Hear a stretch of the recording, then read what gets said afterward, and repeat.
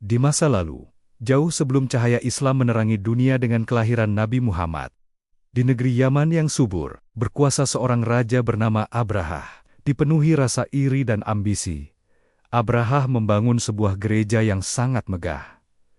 Tujuannya, untuk menyaingi kemuliaan Ka'bah di Makkah. Ia ingin seluruh bangsa Arab berpaling dari rumah Allah yang dibangun oleh Nabi Ibrahim, dan beralih menyembah di gerejanya. Namun, usahanya sia-sia. Hati orang-orang Arab tetap terpaut pada Ka'bah. Kemarahan dan kesombongan pun membakar hati Abrahah. Ia memutuskan, jika orang-orang tidak mau datang ke gerejanya, maka ia akan menghancurkan kiblat mereka. Abrahah mengumpulkan pasukan terkuat yang pernah ada. Sebuah pasukan raksasa yang dipimpin oleh puluhan gajah perang. Sebagai orang dari Afrika, ia tahu betul betapa dahsyatnya kekuatan gajah di medan perang. Di barisan terdepan, berdirilah Mahmud, seekor gajah putih raksasa yang menjadi pemimpin bagi gajah-gajah lainnya. Hewan-hewan perkasa ini telah dilatih untuk menginjak-injak musuh dan menyebarkan ketakutan. Berita tentang pasukan gajah ini menyebar dengan cepat.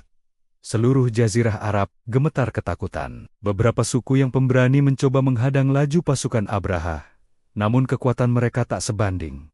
Semuanya dikalahkan dengan mudah.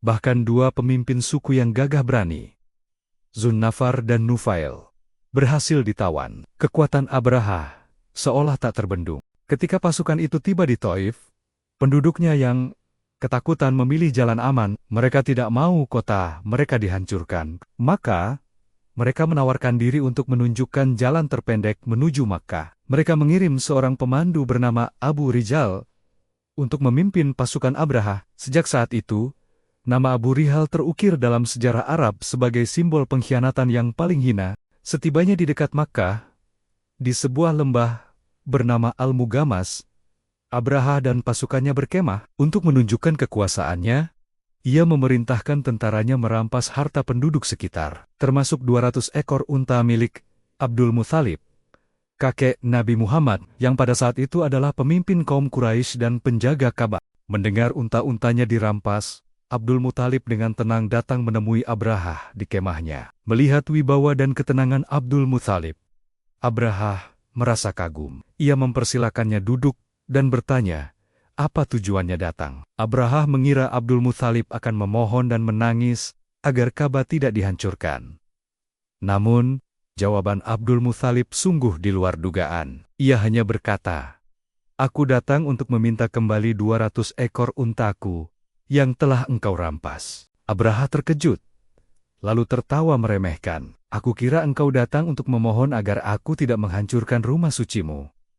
Tapi engkau hanya peduli pada unta-untamu. Abdul Muthalib menjawab dengan kalimat yang penuh keyakinan dan menggetarkan. Unta-unta itu adalah milikku, maka akulah yang bertanggung jawab menjaganya. Adapun Ka'bah, ia memiliki pemiliknya sendiri, dan dia, Allah, yang akan menjaganya. Peringatan itu tak dihiraukan Abrahah. Kesombongannya telah membutakan mata hatinya. Sementara itu, Abdul Muthalib kembali ke Makkah dan memerintahkan seluruh penduduk untuk mengungsi ke pankok-pankok gunung di sekitar kota. Mereka menyerahkan perlindungan Ka'bah sepenuhnya kepada Allah. Keesokan paginya, Abrahah memerintahkan pasukannya untuk bergerak. Namun, sebuah keajaiban terjadi. Mahmud, gajah pemimpin yang perkasa itu, tiba-tiba berhenti dan duduk. Ia menolak untuk berjalan satu langkah pun ke arah Ka'bah. Para prajurit memukulnya, mencambuknya, bahkan menusuknya dengan besi, tetapi Mahmud tetap bergeming. Anehnya, ketika mereka mencoba mengarahkannya ke Yaman atau ke arah lain, Mahmud segera bangkit dan berlari. Tapi begitu wajahnya diarahkan kembali ke Ka'bah, ia langsung duduk. Di tengah kebingungan itu, tiba-tiba langit di atas mereka menjadi gelap. Dari arah laut, datanglah kawanan burung yang tak terhitung jumlahnya. Mereka bukanlah burung biasa. Inilah pasukan ababil yang dikirim oleh Allah. Setiap burung membawa 3 buah batu kecil dari tanah neraka, yang terbakar 1 di paruhnya, dan 2 di cakarnya.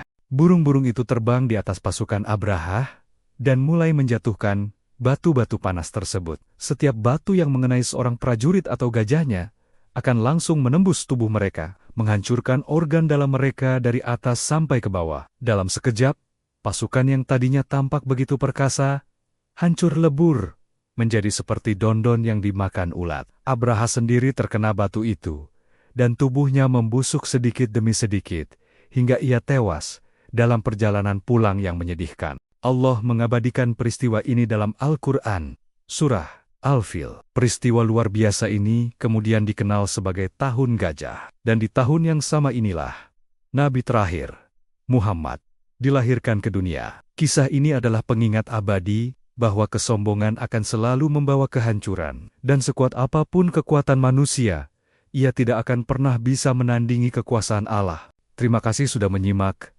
kisah penuh hikmah ini. Jangan lupa untuk like, bagikan video ini, dan subscribe channel Cahaya Tabiin agar kita bisa terus belajar bersama dari sejarah Islam. Sampai jumpa di video berikutnya.